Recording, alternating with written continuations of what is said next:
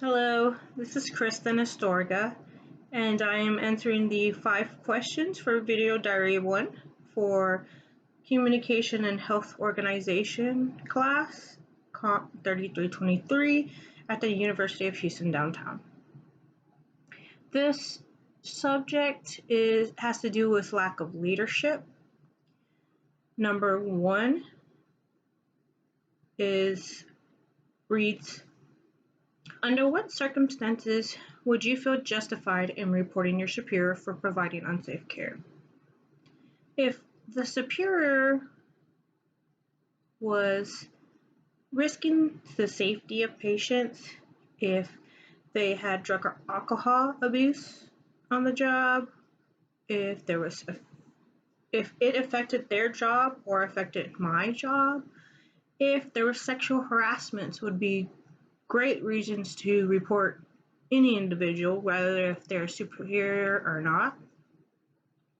I would feel justified if action took place, if a change was made, if that leader made progress in making a change for others, for the process to work, I would feel justified.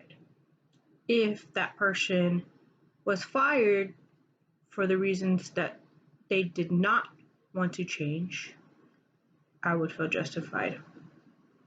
However, I don't believe fired is the first thing. Loss of employment is the first thing to go. I believe if that person is willing to make a change, then that makes a great leader.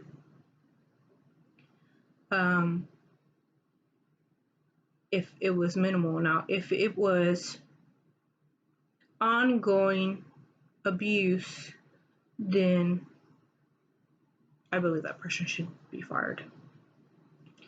Number 2, if you're new to an organization, group, team, how does that impact your ability to feel safe when reporting an unsafe act? I would feel hesitant to report an act. I believe anybody would.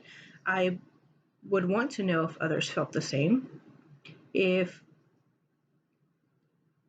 others felt the same as far as it was unsafe, or if others did not care to address any unsafe problems because they didn't care. I would fear being fired. I would fear the loss of my job. If I was the only one to speak up and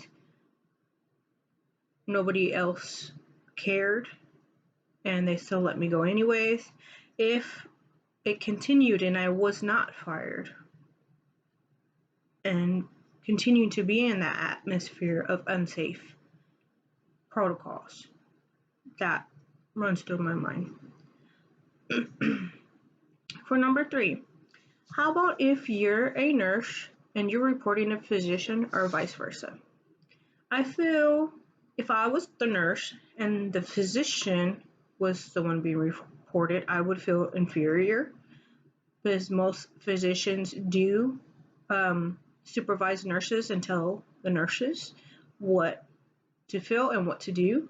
Not what to feel, but what to do. And they relate that leadership. If it was the physician reporting on the nurse, I would also think the opposite. If it was a superior move, if it was trying to put somebody in a place or put somebody in their place for a reason other than the reasons that it should have been reporting an unsafe act. However, I think a nurse and physician, neither one of them, I don't believe they're untouchable. I feel obligated to speak up and do the right thing either way. For number 4, can you think of any situation when you would stay quiet when you saw a superior providing unsafe care? Now, I had to think about this. When would I not report it? One reason I would not report it is if it was a one-time accident. If it was understood that it was incorrect, if that person addressed it and realized it was a mistake and they would not do it again. And more importantly, if no one got hurt. If somebody got hurt, no matter what, you have to report it. For number 5, do you have any personal experiences with bad leadership that you'd like to share? One time I could think of is when I had a superior at a records retrieval company, and that person constantly belittled me and others, was rude, inside work and outside of work. I had a constant fear of doing something wrong when I was doing everything correct. I was stressed, mostly stressed all the time, and was never able to get my my questions answered. And I was given an impossible task to turn over work that had been through several employees' hands. And I was taught incorrectly by a person who left the company. So I had no one to reach out to help me do my job. And also, I realize now that the attorneys used us for a lot of actions that probably weren't quite safe. This concludes my video diary 1. I hope my questions and answers were clear, and thank you.